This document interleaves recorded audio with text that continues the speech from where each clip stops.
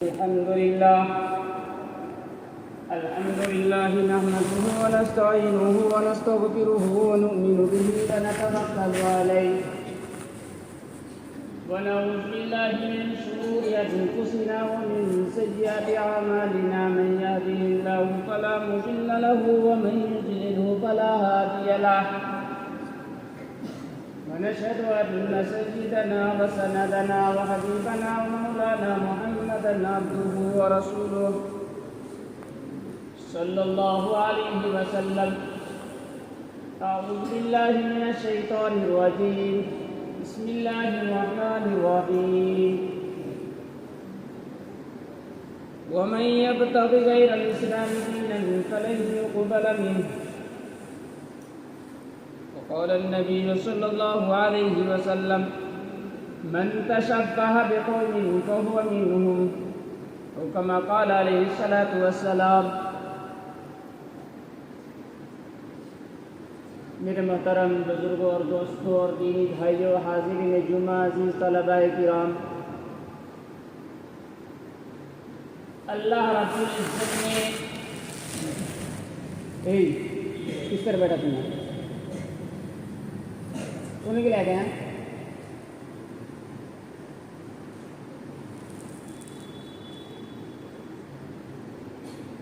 صحیح سے فوزان کو بیٹھنا کہ انسان کی طرح بیٹھنا ہے.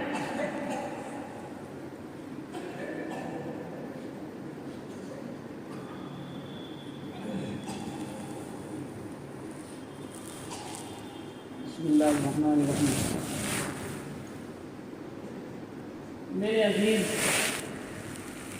جو دین ہم کو ملا ہے، جو مذہب ہم کو ملا ہے، جو تہذیب، جو ایمان، جو اسلام ہمیں ملا ہے، یہ تمام ادیان، تمام مذاہب سے سب سے بہتر مذہب ہے. اللہ رب العزت کے نزدیک اگر کوئی دین بہتر ہے، اگر کوئی مذہب بہتر ہے، اگر کوئی تہذیب بہتر ہے، اگر کوئی اسلام، کوئی ایمان بہتر ہے، تو صرف اور صرف دین اسلام ہے. اللہ رب العزت نے قرآن کریم کے اندر فرمایا: وَمَن يَبْتَغِ غَيْرَ الْإِسْلَامِ دِينًا فَلَن يُقْبَلَ مِنْهُ، کہ جو شخص دین و اسلام کے علاوہ کوئی اور دین اختیار کرنے کی کوشش کرتا ہے، وہ اپناتا ہے، تو اللہ کی طرف سے وہ قابل قبول نہیں. لیکن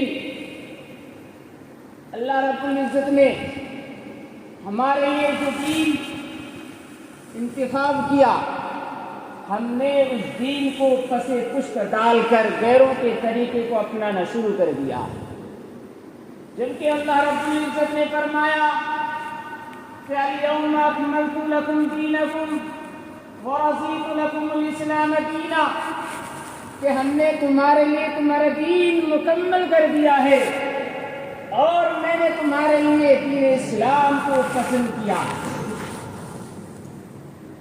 لیکن ہم نے غیروں کا طریقہ اپنایا، غیروں کا شیوہ اپنایا، غیروں کے رہن سہن طریقے کو اپنا کر ہم نے اپنی زندگی کو گزارنا شروع کر دیا، اور ہم آخرت کو بھول گئے، ہم دین اسلام کو بھول گئے، ہم قرآن و حدیث کو بھول گئے، اور ہم نے وہی زندگی گزارنی شروع کر دی جو آج سے 1400 سال پہلے زمانے جاہلیت کے اندر لوگ گزارا کرتے تھے. میرے عزیزوں، ہمیں سوچنے کی ضرورت ہے کہ اللہ رب العزت نے ہمیں کس چیز کے لیے پیدا کیا، ہم اس دنیا میں کیوں آئے. اللہ رب العزت نے قرآن کریم کے اندر فرمایا: وَمَا خَلَقُوا الْجِنَّ وَالْإِنسَ إِلَّا لِيَعْبُدُونَ، کہ ہم نے انسان و جنات کو صرف اپنی عبادت کے لیے پیدا کیا. جب اللہ رب العزت فرما رہے ہیں کہ میں نے انسان و جنات کو اپنی عبادت کے لیے پیدا کیا، اس پر لوگ سوال کرتے ہیں، اعتراض کرتے ہیں کہ اللہ رب العزت کو صرف اپنی عبادت کے لیے ہم کو پیدا کرنے کی کیا ضرورت تھی؟ یہ تو فرشتے انجام دے رہے تھے، اللہ کی عبادت فرشتے انجام دے 24 گھنٹے رات دن، پھر انسان کو پیدا کرنے کی کیا ضرورت ہے؟ یہ کوئی نیا سوال نہیں ہے، یہ کوئی نیا اعتراض نہیں ہے، بلکہ یہ کوئی چند عرصے پہلے ہی سے چلا آ رہا ہے۔ جب اللہ رب العزت نے حضرت آدم کو پیدا کرنا چاہا اور فرشتوں کو مخاطب کر کے فرمایا کہ میں ایک انسان پیدا کرنے والا ہوں، تمہاری کیا رائے ہے بتاؤ؟ تو فرشتوں نے کہا اے اللہ رب العزت، آپ ایسے انسان کو، ایسی مخلوق کو پیدا کریں گے جو دنیا میں فساد مچائے گی، خوریزی کرے گی، دنگے فساد لڑائی جھگڑے کریں گے؟ ہم تو آپ کی عبادت کے لیے کافی ہے، نحن نسبح ونقدس لک، ہم آپ کی پاکی بیان کرتے ہیں، ہم آپ کی تسبیح بیان کرتے ہیں، ہم آپ کے ذکر اذکار میں لگے ہوئے ہیں، ہم آپ کی عبادت کرتے ہیں، کسی اور مخلوق کو پیدا کرنے کی ضرورت نہیں ہے۔ اللہ رب العزت نے فرمایا انی اعلم ما لا تعلمون، فرشتوں تمہیں کیا معلوم جو میں جانتا ہوں تم نہیں جانتے۔ تو میرے عزیزو، اللہ رب العزت نے جس چیز کے لیے ہمیں پیدا کیا، جس غرض کے لیے ہم اس دنیا میں تشریف لائے، ہم نے اس غرض کو، اس مقصد کو بھلا دیا۔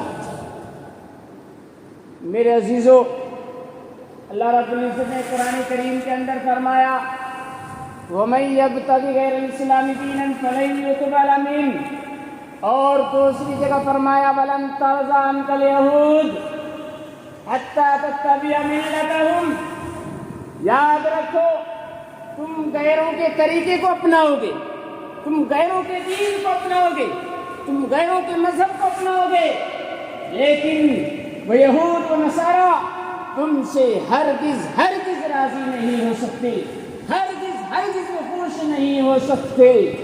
تم چاہے اس کے رنگ میں رنگ جاؤ، چاہے تم اس کے سانچے میں ڈھل جاؤ، مکمل طور پر تم ان کے طور طریقے کو اپنا لو، تب بھی وہ تم سے راضی ہونے والے نہیں ہیں۔ کب راضی ہوں گے؟ کب تم سے خوش ہوں گے؟ کب تم کو اپنا جگری دوست بنائیں گے؟ جب تک کہ تم دامن اسلام سے الگ ہو کر، دین اسلام کو چھوڑ کر یہودیت اور نصرانیت کو نہ اپنا لو۔ میرے عزیزو، یہ اللہ رب العزت نے قرآن کریم کے اندر فرمایا، اور دوسری جگہ اللہ رب العزت نے فرمایا یا ایھا الذین آمنوا لا تتخذوا الکافرین اولیاء، اے ایمان والو تم کافروں کو دوست نہ بناؤ، تم جگری دوست نہ بناؤ۔ یہ عجیب و غریب بات ہے کہ یہودی اور نصارہ جو کہ ایک دوسرے کے دشمن ہیں، لیکن اس کے باوجود یہاں تک کہ انہوں نے ایک دوسرے پر اپنے نبی کے بارے میں قتل ہونے کا الزام لگایا۔ عیسائیوں نے، نصرانیوں نے یہ الزام لگایا کہ یہودیوں نے حضرت عیسیٰ کو قتل کیا۔ یہ اور بات ہے کہ مذہب، عقیدہ یہ نہیں ہے، لیکن انہوں نے الزام لگایا۔ لیکن جہاں جب دین کی باری آتی ہے تو وہ سب ایک ہو جاتے ہیں، ایک دوسرے سے محبت کرنے لگتے ہیں۔ میرے عزیزو، ہمیں بھی سوچنا ہے کہ ہم کس کے مذہب کو اپنا رہے ہیں، ہم کس طرف جا رہے ہیں۔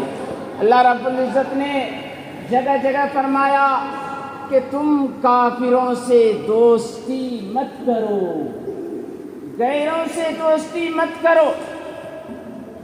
اب یہاں ایک سوال پیدا ہوگا، ہمارا ملک جو ہے، یہاں ہم سے زیادہ غیر رہنے والے ہیں، ان کی اکثریت زیادہ ہے۔ ہمارے کاروبار کے اندر، ہمارے معاملات کے اندر، لین دین کے اندر ایک دوسرے کے بغیر ہمارا کاروبار نہیں چل سکتا، ہماری تجارتیں نہیں چل سکتی، ہمارے معاملات درست نہیں ہو سکتے، ٹھیک نہیں ہو سکتے۔ یہ تو بغیر دوستی کے اور ایک دوسرے سے ملے بغیر کام نہیں چل سکتا۔ پھر اس کا حل کیا ہے؟ تو اللہ رب العزت نے اس کا بھی حل فرمایا حضور پاک صلی اللہ علیہ وسلم نے اس کے حقوق بیان فرمائے. اس کے اندر کوئی تفریق نہیں، رہن سہن کے اعتبار سے، پڑوس کے اعتبار سے اس نے کوئی تفریق نہیں کی. لیکن جہاں دین کی باری آئی، اسلام کی باری آئی، ایمان کی باری آئی، وہاں کہا تم کسی غیر سے دوستی نہیں کرو گے، دینی تعلق، دینی محبت پیدا نہیں کرو گے، جگری دوست نہیں بناؤ گے، اس کو صرف اور صرف معاملات کی حد تک رکھو گے. لین دین کے اعتبار سے تم، کاروبار کے اعتبار سے تم اس سے ملو گے، جلو گے، اور ان کو ضرورت پڑے گی. کسی مصیبت میں اگر وہ پھنسا ہوا ہے، کوئی بیمار ہے، تو تم عیادت بھی کر سکتے ہو، دیکھ بھال بھی کر سکتے ہو، سب کچھ کر سکتے ہو. لیکن دینی محبت تم کسی غیر سے نہیں کر سکتے. کیوں؟ اس لیے کہ جہاں دینی محبت پیدا ہوگی، دل سے تم غیر سے محبت کرنے لگ جاؤ گے تو یاد رکھو یہ ایمان جانے کا خطرہ ہے، تمہارا ایمان چلا جائے گا. اس لیے دینی محبت تم غیر سے نہیں کر سکتے. اللہ رب العزت نے جگہ جگہ اس کی تاکید فرمائی کہ تم غیروں سے دوستی نہ کرو. کیا مطلب یہ ہے کہ تم ان کے تہواروں کے اندر شریک نہ ہو جاؤ. اب یہاں سوال پیدا ہوتا ہے کہ ہمارے غیر بھائی مسلموں کے بے شمار تہوارات آتے رہتے ہیں پورے سال کے اندر، نہ جانے کتنے تہوارات شروع سال سے لے کر آخر تک، جنوری سے لے کر وہاں لاسٹ مہینے تک، دسمبر تک بے شمار تہوار آتے رہتے ہیں. کبھی دیوالی ہے، کبھی ہولی ہے، کبھی دسہرا ہے، کبھی گنیش، کبھی یہ، کبھی وہ. تو ان کے تہوار بے شمار. اب اگر کوئی یہ کہے کہ بھائی جب ہماری عید آتی ہے، خوشی کا دن آتا ہے، تو وہ ہمارے غیر بھائی بھی ہمیں عیدی مبارک پیش کرتے ہیں، مبارکباد دیتے ہیں، ویلکم کہتے ہیں، ہیپی کہتے ہیں، اور ہمارے گھروں میں بھی آ جاتے ہیں. تو جب وہ ہماری عید کے اندر، ہماری خوشی کے اندر شریک ہو سکتے ہیں اور ہمیں وہ مبارکباد دے سکتے ہیں، تو کیا ہم نہیں دے سکتے؟ میرے عزیزو، ہمارے مبارکباد دینے میں اور ان کی مبارکباد دینے میں بہت فرق ہے. وہ چاہے ہماری خوشی کے اندر شریک ہو اور ہمیں مبارکباد پیش بھی کرے، لیکن ہم اپنے موبائل کے ذریعے، اپنے واٹس ایپ کے ذریعے، اپنے ٹویٹر کے ذریعے اور دیگر معاملات کے ذریعے، دیگر تقاریب میں، دیگر مجلس میں ہم ان کے ساتھ شریک نہیں ہو سکتے. کیوں نہیں ہو سکتے بھائی؟ اس لیے کہ ان کا مذہب الگ ہے، ان کا طریق الگ ہے، ان کا دین الگ ہے، ان کا عقیدہ الگ ہے. ہم اپنے عقیدے سے کمپرومائز نہیں کر سکتے.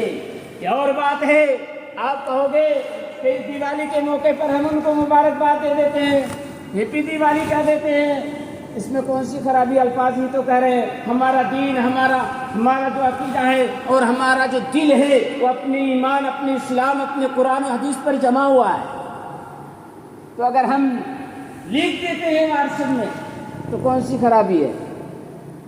میرے عزیزو، اگرچہ آپ کافر نہیں بن جاؤ گے، اگرچہ آپ دین اسلام کے دامن سے نکل نہیں جاؤ گے، لیکن یہ کام حرام ضرور ہے. یہ کام حرام ضرور ہے کہ کسی غیر کو آپ کسی بھی تہوار، ان کے تہوار کے موقع پر آپ یہ تو پیغام دے رہے ہو، آپ جو ان سے کہہ رہے ہو کہ آپ کو مبارک ہو، ہیپی، چاہے وہ کرسمس ڈے ہو یا دیوالی کے موقع پر یا ہولی کے موقع پر یا دسہرے کے موقع پر، کسی بھی موقع پر آپ جو ان سے کہہ رہے ہو، کہنے کا کیا مطلب ہے بھائی؟ کوئی کسی سے جب مبارکبادی پیش کرتا ہے اور اس سے کہتا ہے تو اس کا کیا مطلب ہوتا ہے؟ اس کا مطلب یہ ہوتا ہے نا کہ بھئی آپ کی عید کے اندر، آپ کی خوشی کے اندر، آپ کے تہوار کے اندر جو ہے برکت ہو جی، تو آپ اس سے خوش ہیں. تو اس کا مطلب یہ ہے کہ آپ جو دین، آپ جو دھرم، آپ جو مذہب، آپ جو عقیدہ اپنا رہے ہیں، وہ بالکل صحیح ہے، آپ بھی اس سے راضی ہیں۔ آپ اگر اپنی زبان سے ادا نہیں کریں، لیکن آپ کے عمل سے، آپ کی تحریر سے، آپ کی واٹسپ میں میسج بھیجنے سے یہی پیغام ملتا ہے کہ آپ بھی اس سے راضی ہیں۔ حالانکہ دیکھا جائے جو ہمارے غیر بھائیوں کے بے شمار تہوار ہیں، ان تہواروں میں کوئی ایسا تہوار نہیں ہے جہاں غیروں کی پوجا نہ ہوتی ہے۔ یہ جو دشہرا ہے، یہ جو ہولی ہے، اور یہ جو گنیش ہے، یہ غیروں کی پوجا تو ہوتی ہی ہے، لیکن جو ابھی اب دیوالی آ رہی ہے، اس میں ہمارے نوجوان بھائیوں کو شاید پتہ نہ ہو اور وہ یہ سوچ رہے ہوں کہ بھئی اس میں کیا ہوتا ہے۔ زیادہ سے زیادہ ہم پٹاخے پھوڑ لیتے ہیں، زیادہ سے زیادہ ہم چراغاہ کر لیتے ہیں، موم بتیاں جلا لیتے ہیں، کیا ہوتا ہے اس سے؟ حالانکہ اس دیوالی کے اندر بھی غیروں کی پوجا ہوتی ہے۔ یہ صرف چراغاہ اور روشنیاں کرنا مراد نہیں ہے جو بظاہر ہمیں نظر آئے۔ ان سے پوچھو کہ وہ کن کی پیروی کرتے ہیں، کن کو مان کر وہ چلتے ہیں اور دیوالی مناتے، روشنیاں بتیاں جلاتے، چراغاہ کرتے ہیں۔ اس دیوالی کے اندر لکشمی کی پوجا ہوتی ہے، جبکہ ان کا یہ عقیدہ ہے کہ دیوی لکشمی جو ہے مال بڑھانے کا ذریعہ ہے، ہم ان کی عبادت کریں گے، معبود مانیں گے، ان کے سامنے ماتھا ٹیکیں گے، پیشانی جھکائیں گے تو ہمارے مال کے اندر اضافہ ہوگا، کثرت ہوگی، بڑھاوا ہوگا۔ ان کا عقیدہ ہے۔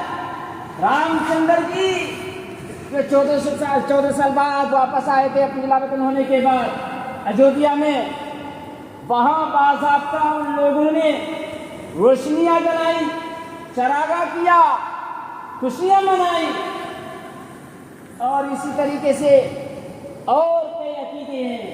تم میرے عزیزو، اس دیوالی کے اندر یوں ہی نہیں ہے، یہ دیوالی کی غیروں کی پوجا ہوتی ہے۔ اس دیوالی کے اندر جب بات ایسی ہے تو ہمارے ذہن و دماغ کے اعتبار سے، ہمارے خیالات کے اعتبار سے، ہماری بات کے اعتبار سے، ہماری حرکت کے اعتبار سے، کسی بھی اعتبار سے آپ یہ ثبوت پیش نہ کریں کہ آپ اس سے راضی ہیں۔ پیش کریں گے تو اس کا مطلب یہ ہے کہ آپ ان کے عقیدے سے راضی ہیں۔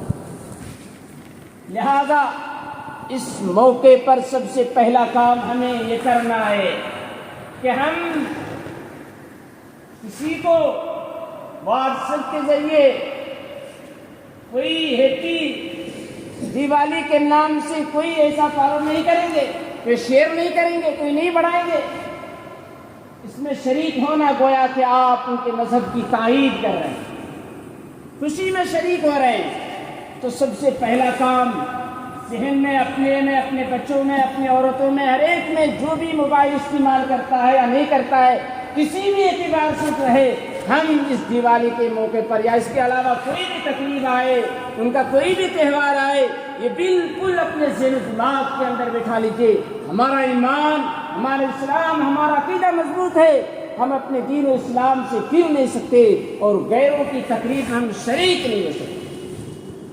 لہذا کسی کو مبارکبادی پیش کرنے کی ضرورت نہیں ہے۔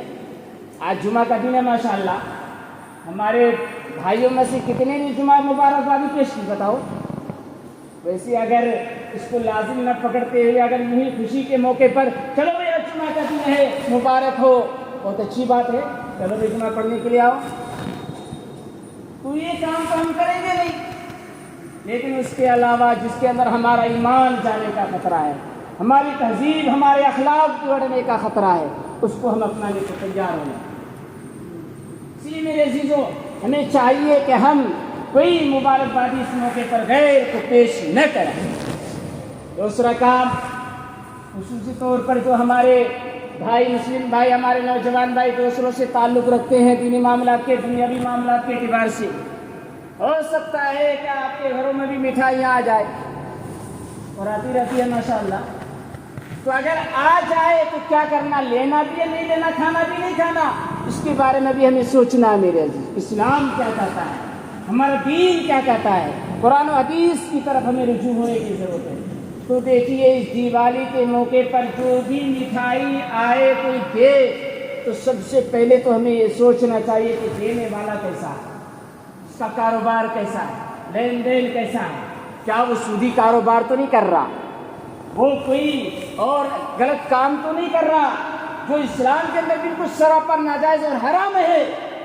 چھوٹی موٹی غلطی ہو جائے ان کے عقیدے کے مطابق وہ کرتے رہیں، لیکن جو بالکل کھلا ہوا گناہ ہے، جو بالکل صریح واضح ہے، سود ہے، اگر کوئی ایسا کاروبار کر رہا ہے اور پھر وہ مٹھائی لا کر کے دے رہا ہے تو ہمیں اس مٹھائی کو دیکھنا چاہیے کہ لینے والا ڈائریکٹ جو ہے دکان میں گیا اور دکان میں جانے کے بعد وہاں سے مٹھائی خریدی اور فوراً آپ کو پکڑا دیا، تو اگر اس کا کاروبار حلال ہے تقریباً تھوڑا بہت اگر ہے تو ہونے دو، لیکن زیادہ تر اگر صحیح چل رہا ہے تو اس کے لینے کی گنجائش تو ہے، لیکن بہتر چیز بھی نہیں ہے۔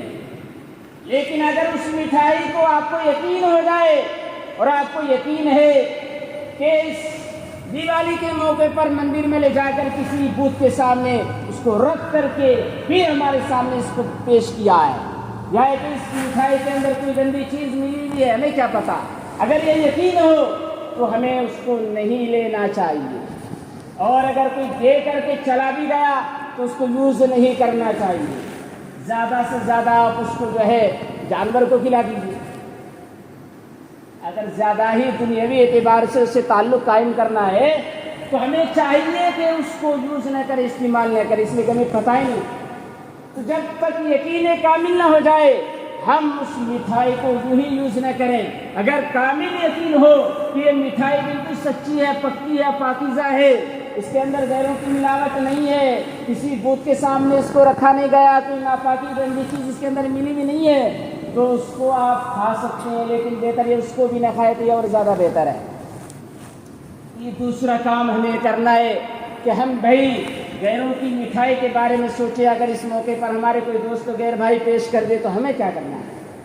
تیسرا کام ہمیں یہ کرنا ہے کہ اس دیوالی کے موقع پر ہمارے بچے خصوصی طور پر جو شریک ہو جاتے ہیں پٹاخے میں اور آگ کے اندر جو ہم شرکت کرنے لگ جاتے ہیں، اس پر بھی ہمیں توجہ دینے کی ضرورت ہے میرے عزیز۔ یہ آگ اللہ کی مخلوق ہے، اس آگ کو کسی اور کو استعمال کرنے کی اجازت نہیں ہے، اس آگ کو صرف اور صرف اللہ استعمال کر سکتا ہے، اللہ کے علاوہ کسی اور انسان کو اس آگ سے کھیلنے کی ضرورت نہیں۔ ہمارے لیے ضرورت کے تحت اس کو یوز اور استعمال کرنے کی اجازت ہے، لیکن غیر ضروری کام میں اس کو استعمال نہیں کرنا۔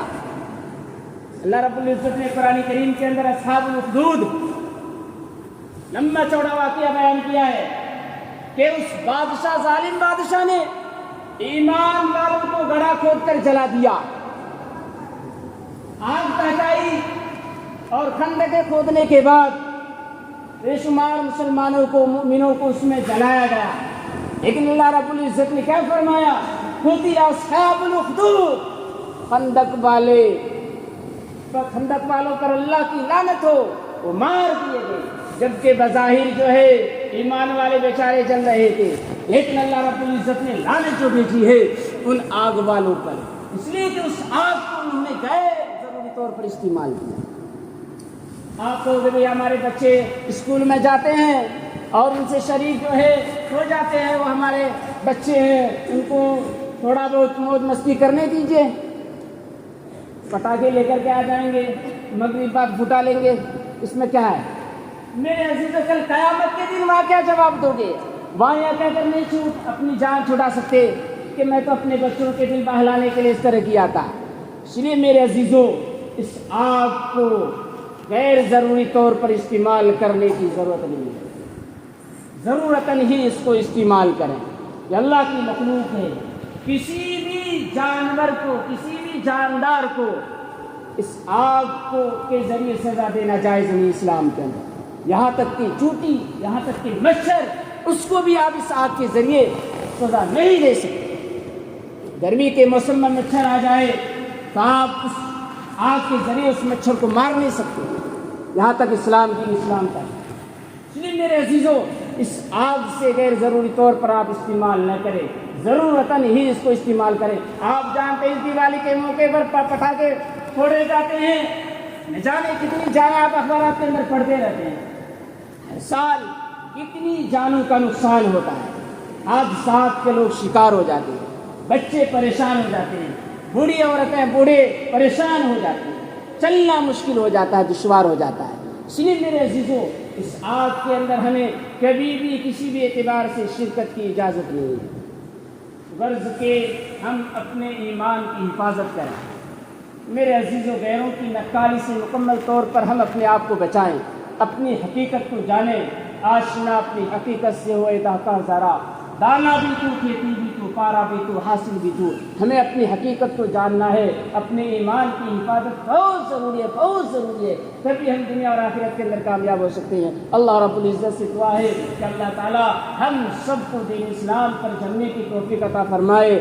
غیروں کے تہوار میں کسی بھی اعتبار سے شرکت سے مکمل طور پر ہم سب کی حفاظت فرمائے، ہمارے بوڑھے بچوں کی حفاظت فرمائے، ہمارے نوجوانوں کی حفاظت فرمائے، سب مسلمانوں کی حفاظت فرمائے، دنیا کے اندر امن قائم فرمائے، اسلام کا بول بالا عطا فرمائے، تمام مدارس مساجد خانقاہوں کی پوری حفاظت فرمائے۔